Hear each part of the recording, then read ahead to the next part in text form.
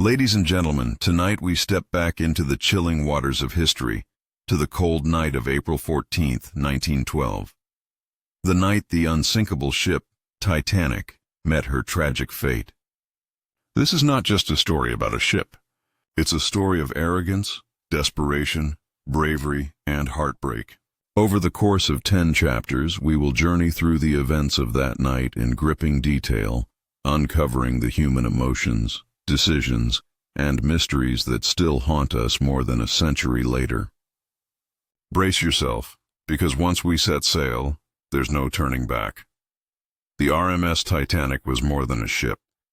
It was a declaration of power, a monument of steel and ambition stretching nearly 900 feet across the Atlantic. To the world in 1912, she was the very definition of progress. A vessel so massive and luxurious that the human imagination believed it had conquered the ocean itself. Every polished wooden staircase, every crystal chandelier, every velvet-lined cabin whispered of wealth, dominance, and a belief that mankind had mastered nature. And above all, stamped on every conversation and newspaper headline was a single phrase: "She is unsinkable." As Titanic prepared to depart Southampton on April 10th, excitement pulsed through the air like electricity before a storm. Aristocrats, millionaires, and hopeful immigrants all stepped onto the same decks, united by dreams of new beginnings in America. The first-class passengers dined on exotic delicacies and bathed in opulent suites, while third-class families, cramped yet optimistic, clutched tickets that symbolized a fresh start. None of them realized that this floating palace would soon become their prison, and for many, their grave. The ship itself was armed with state-of-the-art safety measures, or so they thought. Watertight compartments, steel rivets, and modern engineering promised invincibility. But there was one bitter truth lurking beneath the glamour.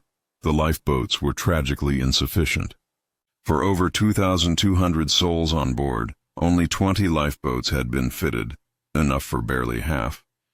Why? Because too many believed lifeboats were unnecessary. After all, if the Titanic couldn't sink, why plan for disaster? Captain Edward Smith stood tall, the epitome of authority, as the ship left port. For him, Titanic was to be his final voyage before retirement, a glorious ending to a distinguished career. Yet destiny had already written another ending for him, one that would bind his name forever to tragedy. On that first day of sailing, no shadow of doom clouded his mind.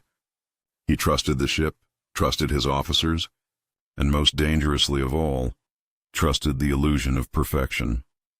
By the second day at sea, Titanic glided smoothly across the Atlantic, her engines roaring like a beast unchallenged. Passengers strolled on her vast decks, sipping tea and admiring the endless ocean horizon. Musicians played soft tunes in the first-class lounges, and laughter echoed from the smoking rooms. It was paradise at sea, yet lurking within that paradise was silence, a silence filled with icebergs drifting in the North Atlantic, waiting, patient, and merciless. The Titanic was not just a ship of steel. It was a ship of secrets, flaws hidden beneath her mighty frame. Rivets made of brittle iron instead of steel, cost-cutting decisions that weakened her armor, and warnings ignored. Fate was quietly setting the stage.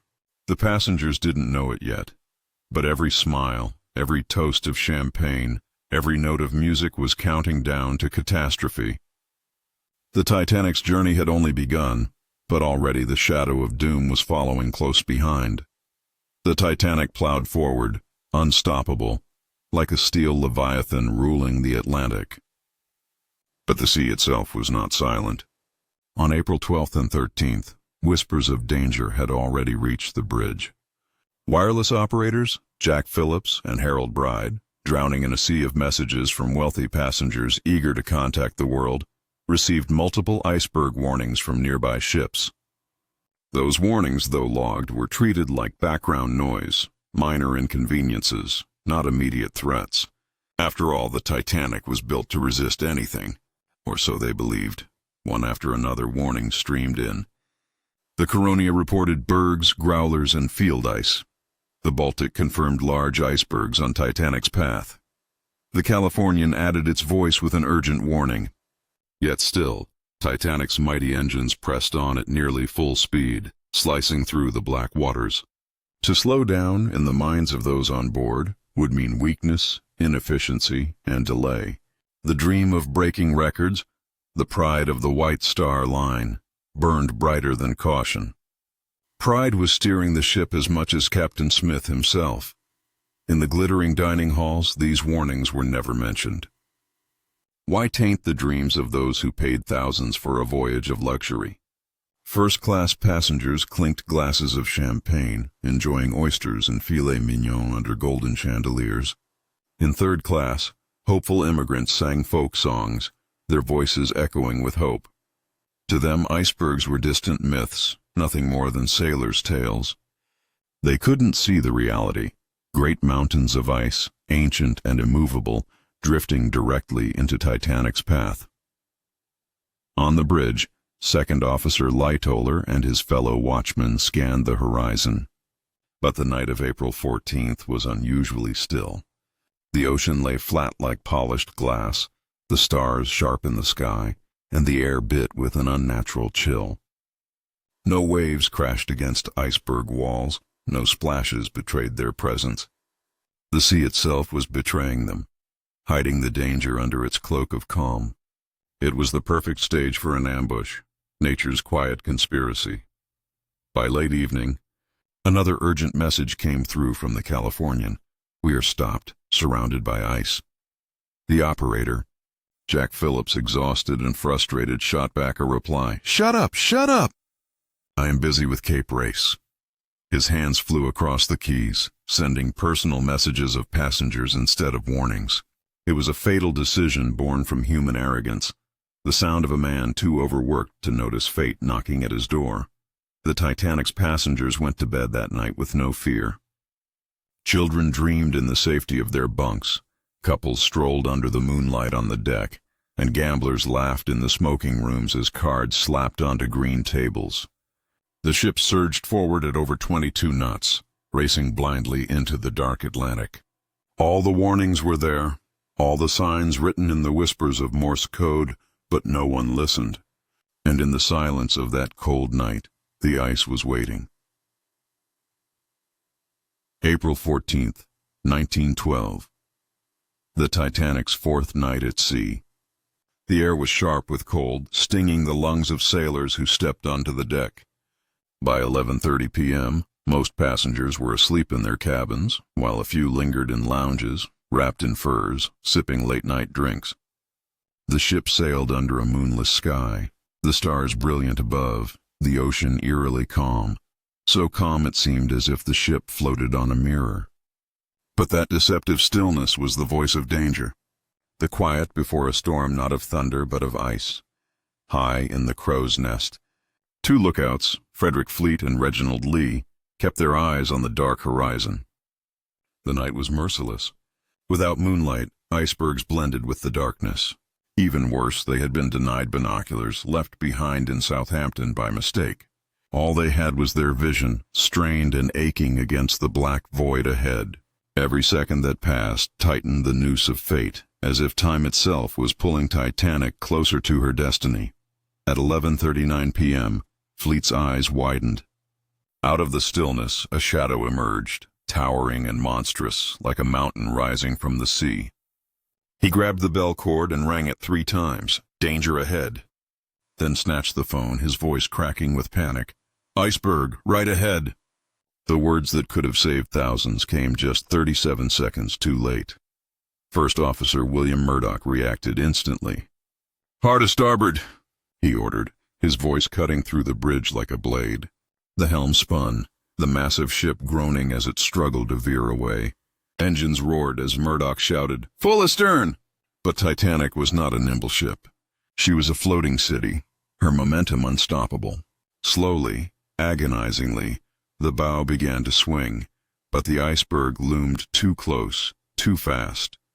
At 11:40 p.m., the collision came. The sound was not the violent crash passengers imagined. It was a low, grinding roar, like steel being torn apart by invisible claws. The iceberg scraped along Titanic's starboard side, puncturing her hull in a series of jagged gashes. Rivets popped like gunshots, steel plates buckled, and icy seawater burst through 5 compartments at once. The ship shuddered as if in pain, then continued forward, deceptively calm, as though nothing had happened. On deck, many passengers barely noticed the impact. Some felt only a faint vibration under their feet, like a train slowing on its tracks. Others thought it was a minor jolt, perhaps a loose propeller. In the smoking rooms, gamblers kept playing cards, dismissing it with laughter. But deep in the bowels of the ship, firemen and stokers stared in horror as water surged into the forward compartments with unstoppable force. The Titanic's fate was sealed in that instant. After the iceberg's deadly kiss, Titanic continued gliding through the Atlantic, her engines humming as though nothing had happened. Many passengers were unaware of the wound she had suffered. In their cabins, they stirred from sleep only briefly, curious about the faint shudder, before rolling back into dreams. On deck, a few curious souls gathered, pointing into the darkness, trying to glimpse what had brushed against them. But what they saw was only a towering shadow fading into the night, silent and cruel. Below deck, however, the truth was already screaming. Seawater poured in like a living beast, clawing its way through compartments. Within minutes, 5 of Titanic's forward watertight sections were breached. She had been designed to stay afloat with 4 flooded, never 5. The mathematics of survival were already broken. Shipbuilder Thomas Andrews, aboard as a guest, knew what this meant the moment he examined the damage. His face turned ashen, his voice grim. "The ship will go down. It is a mathematical certainty." Captain Edward Smith was summoned to the bridge. When he heard the report, silence gripped him like ice. His proud command, his final voyage, had turned into a death trap. At 11:50 p.m., he ordered the watertight doors closed, trying to slow the flooding. Massive steel barriers slammed down, trapping seawater in compartments like a beast in a cage. But the water kept rising, cold and merciless, climbing higher, seeping through rivets, pressing against every barrier. Titanic was bleeding to death, and no command could stop it. In first class, confusion mixed with denial. Passengers in evening gowns and tuxedos were politely informed that something had happened, but they need not worry. Stewards assured them it was only a precaution. Ladies wrapped themselves in fur coats, gentlemen lit cigars, and some even laughed at the idea of danger. The thought of the Titanic sinking was absurd, like imagining the stars falling from the sky. The very idea was impossible, at least in their minds. Meanwhile, in steerage, third-class families felt the creeping chill sooner. Water seeped through lower decks, lapping at their shoes, soaking their bunks. Mothers clutched their children. Men searched for answers, but language barriers and locked gates kept them trapped in confusion. They didn't know yet that their lives were worth less than those above, that survival would not be shared equally. Already, the ship's class divide was sharpening into a line between life and death. By midnight, the Titanic's bow was dipping lower, almost imperceptibly, but enough for the trained eye to see. The great ship, once invincible, was beginning to bow before the ocean's might. Officers exchanged uneasy glances. Stewards struggled to maintain calm. But deep down, a chilling truth was dawning. The ship had suffered a mortal wound. The Titanic was not merely damaged, she was dying. And no human pride could save her now. The midnight hour brought with it a cold unease that began to creep across Titanic's decks. Stewards moved quietly through the corridors, knocking gently on doors, instructing passengers to put on their life jackets and come up on deck. Their voices were calm, rehearsed, deliberately soft so as not to spark panic. Many passengers, half asleep and annoyed, dismissed the warnings as overcautious. Some wrapped themselves in dressing gowns, laughing at the absurdity of being roused for what they believed was nothing more than a minor inconvenience. In first class, the atmosphere was surreal. Wealthy men teased their wives about the grand midnight promenade, while ladies gathered fur stoles and jewels. unwilling to leave luxury behind. Passengers whispered that it must be a fire drill or perhaps an officer's error. After all, how could a ship so magnificent, so unsinkable, truly be in danger? They posed for photographs, smiled for companions, and treated the warning as an unplanned adventure rather than the opening act of horror. Yet in the lower decks, the reality was already undeniable. Water sloshed cold against third-class bunks, flooding hallways with a bitter chill. Children cried as their mothers tried desperately to push open locked gates that separated them from the upper decks. Fathers shouted for stewards, but few came. To them this was no drill. The sea was invading their world, rising inch by inch, merciless and unstoppable. Their screams and pleas echoed in the steel halls where no first-class passenger could hear. On deck, officers began to uncover and ready the lifeboats. Sailors swung out the davits, their breath steaming in the frigid air, their hands stiff from cold. The 20 lifeboats, gleaming white in the pale starlight, looked absurdly small against the vast bulk of Titanic. Each could hold barely 65 people, yet thousands crowded the decks. At first, passengers resisted boarding them, scoffing at the idea of leaving the safety of the grand ship for flimsy wooden shells dangling over the icy sea.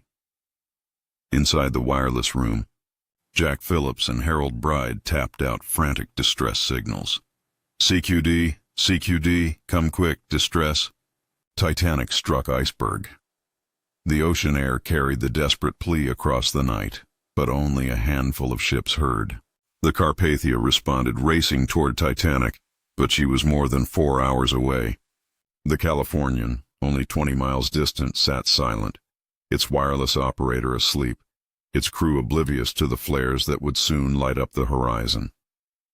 Salvation was near, but deaf and blind to the cries for help. By 12:30 a.m., the bow had sunk lower, enough for even the skeptics to feel the strange tilt beneath their feet.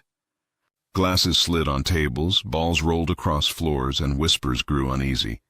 Slowly, laughter faded, replaced by sharp breaths and darting eyes. Fear, once dismissed, now spread like fire. The Titanic, that floating city of pride and luxury, was no longer invincible. She was sinking, and the dreadful truth was beginning to reach every soul aboard. By 12:45 a.m., the first lifeboats were ready to be lowered. The order had been given, women and children first. But the night was filled with hesitation and disbelief. Few passengers wanted to abandon the massive ship for tiny wooden lifeboats swaying dangerously above the dark ocean. Officers pleaded, urging them to step inside, but laughter and protests met their commands. To many, the Titanic still looked strong, still felt solid beneath their feet. Why risk death in a fragile boat when the ship itself seemed unshaken? That illusion cost precious time. Lifeboat number 7 was the first to descend, half empty, carrying only 28 people despite room for 65. Wealthy women in fur coats huddled in silence, their jewels glittering faintly under the stars as sailors rowed them away. From the deck, men watched with envy and despair, forced to stay behind under the iron rule of chivalry. Some smiled bravely, tipping hats to their wives, while others clenched fists, silent tears freezing on their faces. Every boat that left half-filled was a death sentence for dozens still waiting. In second and third class, the struggle was harsher. Stewards blocked stairwells trying to keep order, which in truth meant keeping poorer passengers from flooding the upper decks. Fathers begged, mothers screamed, children sobbed as gates held them back. In some places, men tore at barriers with their bare hands, the sound of bending metal drowned by chaos. The Titanic was sinking, but the weight of class still held strong, turning desperation into fury. Captain Smith moved across the decks, his face ghostly pale but his voice steady. He ordered rockets fired into the sky, white flares bursting above the ship, silent cries for help flashing in the night. Far on the horizon, the Californian sat motionless, her crew seeing the lights but misunderstanding them. They thought it was a celebration, not a plea. The irony was bitter. Salvation was only miles away. Yet the ship might as well have been on another planet. Musicians assembled on the deck, their instruments trembling in their frozen hands. They played soft hymns and cheerful ragtime, their music weaving calm through chaos. Passengers paused to listen, some smiling sadly, others weeping quietly. The notes drifted into the night, a haunting lullaby to mask terror. It was said they played to keep courage alive, to fight panic with melody, though they themselves surely knew their fate was sealed. The music became the heartbeat of the Titanic's final hours.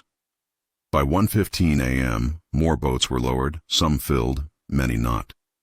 The tilt of the ship grew sharper, undeniable now. Passengers clutched railings as the bow sank deeper, icy spray leaping onto the deck. The air was filled with the sound of orders shouted, women crying, and wood creaking under strain. The great ship, once hailed as the pinnacle of human achievement, now looked vulnerable, wounded, mortal. And still, thousands remained aboard, staring into the black water, wondering if they would ever feel solid ground again. By 1:30 a.m., the Titanic was no longer a ship of elegance but a battlefield of survival. The bow had sunk low, tilting the decks at a sharp angle, making every step a struggle. Passengers clung to railings as the once proud vessel groaned under its own weight. Some still hoped for rescue, scanning the horizon for lights of another ship. But the night remained mercilessly empty, the stars watching coldly as the Atlantic prepared to claim its prize. The lifeboats were filling faster now, but desperation gnawed at order. Men tried to rush forward, only to be driven back at gunpoint by officers enforcing the cruel command. Women and children first. Shots cracked into the freezing air, not always aimed at flesh, but always enough to spark terror.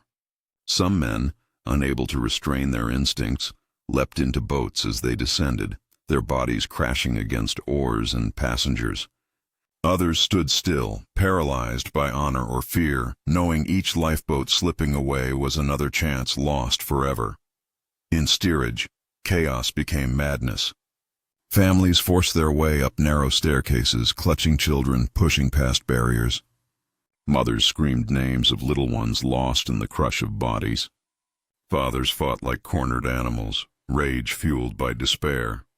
Water surged through the lower decks, icy and merciless, sweeping belongings, chairs, and human bodies alike. To the poor there was no orchestra, no calm words, only darkness, locked gates, and the bitter realization that their lives mattered least in this floating kingdom. On deck, the separation of fate was cruelly visible.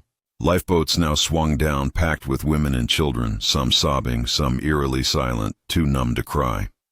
Husbands stood at the railings watching wives drift away into the night, their silhouettes shrinking against the horizon. Many knew they would never see them again, but still they smiled, still they waved, holding dignity like a shield against the terror clawing at their hearts. It was not only a disaster, it was a massacre dressed in civility. The band played on.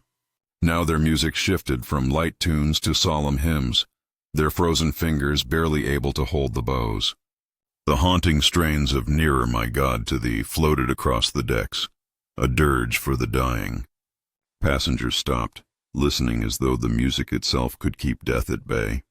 Some prayed, some embraced, others stared into the black horizon with hollow eyes. The notes drifted out over the ocean, carrying with them the last fragile thread of hope. By 1:45 a.m., fewer than half the lifeboats remained. The ship's angle grew steeper, making the deck a slope of fear. Dishes and furniture slid violently, crashing into walls, striking passengers as they scrambled. People began to leap, some into boats, some into the freezing sea, their screams slicing through the night before being swallowed by the water. The Titanic's grandeur was gone. She was no longer the unsinkable wonder of mankind. She was a dying giant, dragging more than 1,000 souls toward the abyss. By 2 a.m., the Titanic's mighty decks were chaos incarnate. The bow was buried beneath the Atlantic, the stern lifted high into the air, and the once level corridors now slanted into impossible slopes. The last of the lifeboats were being filled, the wooden shells creaking as desperate passengers pushed forward. Some still clung to dignity, stepping quietly into the boats, but others clawed and shoved, their humanity stripped away by terror. The truth was undeniable now. The Titanic was sinking, and there were not enough boats for all.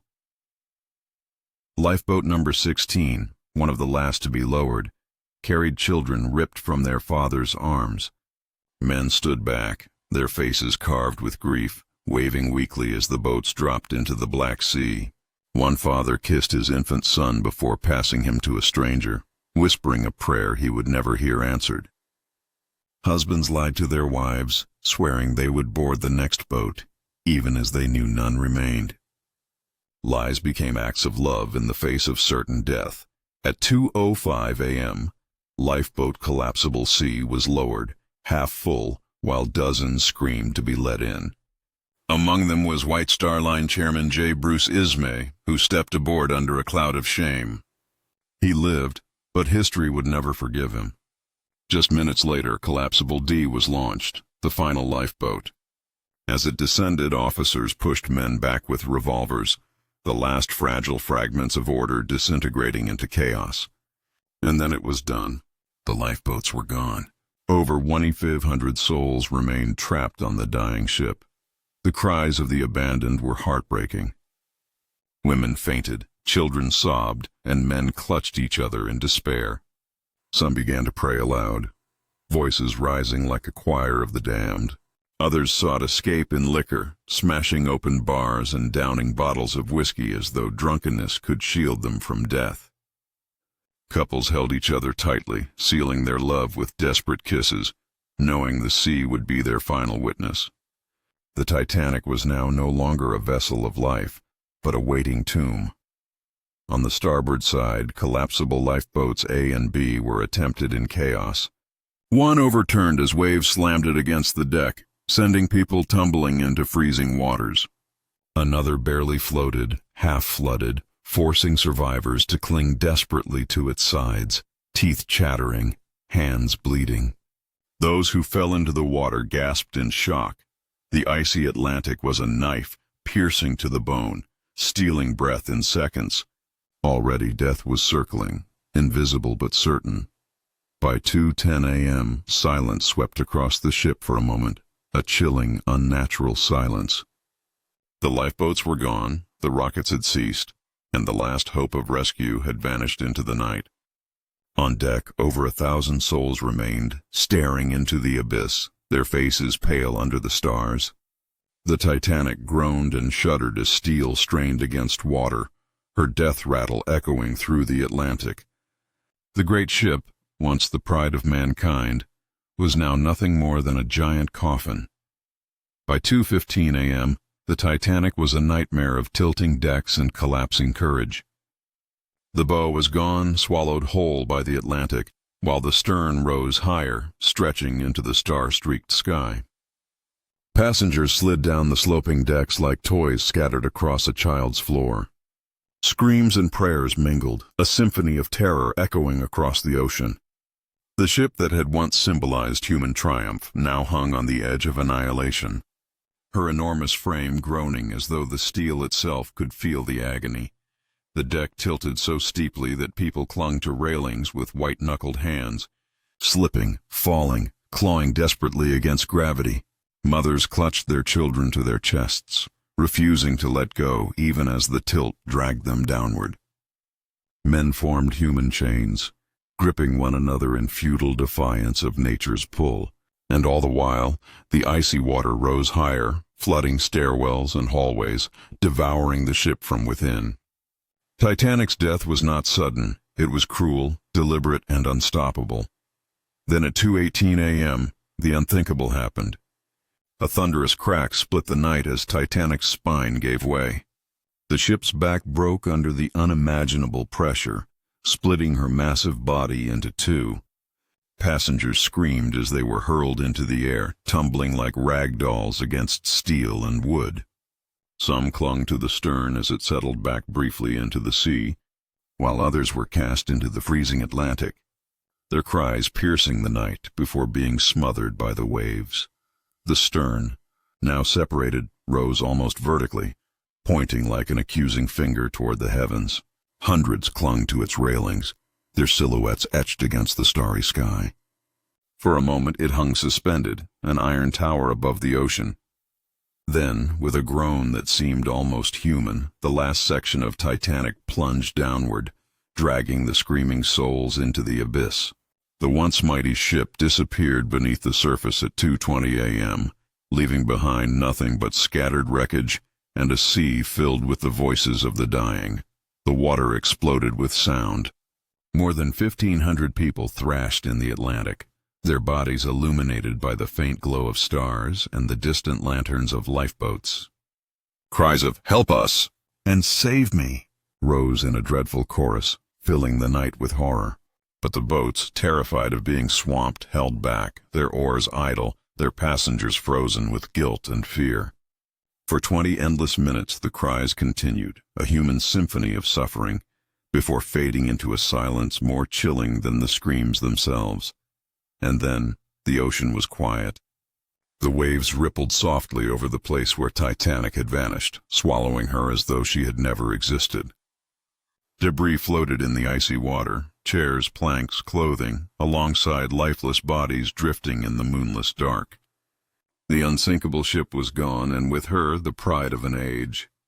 All that remained was death, silence, and the haunting knowledge that mankind's greatest triumph had been humbled in less than 3 hours.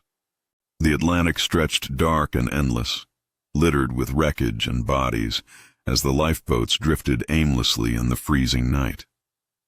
Survivors sat in stunned silence, their faces pale, their eyes hollow, listening to the last fading cries vanish into nothingness. Every sound, the creak of oars, the splash of waves, was heavy with guilt. They had left loved ones behind, husbands, sons, fathers, friends, all swallowed by the ocean. The air was sharp with frost, each breath a painful reminder that life still lingered for some, while thousands lay cold beneath the surface. At 3:30 a.m., a faint light appeared on the horizon. It was the Carpathia, steaming through the icy waters at full speed, her crew straining against exhaustion, determined to save whoever remained. The sight of her was both salvation and sorrow. For those in the lifeboats, relief surged, yet it was bitter. They were alive, but at a cost written in screams they would never forget. They had survived, but survival had turned them into witnesses of a nightmare too large for words. As dawn broke, the horror revealed itself in full. The sun's pale light exposed bodies drifting in the sea, frozen in final gestures of prayer, love, or terror. Pieces of Titanic floated among them, splintered wood, broken chairs, shattered dreams. The Carpathia's sailors hauled the shivering survivors aboard, wrapping them in blankets, offering coffee and soup that few could swallow. Eyes stared blankly into the distance, too numb, too broken to register safety. The luxury of Titanic was gone. What remained was raw survival. Of the more than 2,200 passengers and crew who set sail, barely 700 lived to tell the tale. Families were torn apart forever, legacies shattered, and entire generations marked by the disaster. Survivors spoke of bravery and cowardice, of men who gave their seats to women and children, and of others who pushed them aside. The sinking was not only a disaster of steel against ice, but of humanity laid bare, exposing the best and worst within the human soul. The world reeled at the news. Newspapers declared it the greatest maritime disaster in history. People demanded answers. How could the unsinkable Titanic sink? Investigations revealed arrogance, negligence, and a cruel lack of lifeboats.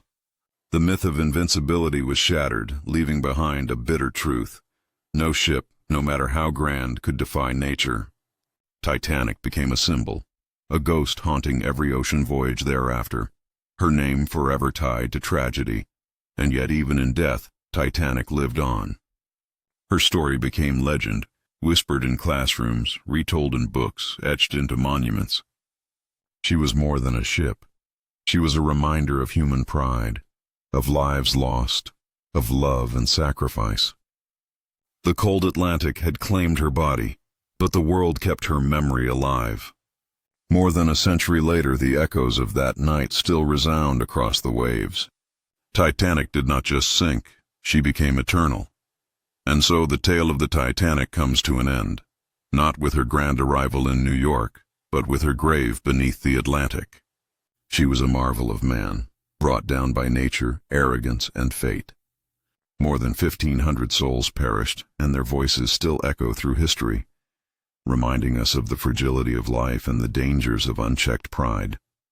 As you reflect on this haunting story, ask yourself, if you had been aboard that night, what choices would you have made? Would you have found a place in a lifeboat, or gone down with the ship?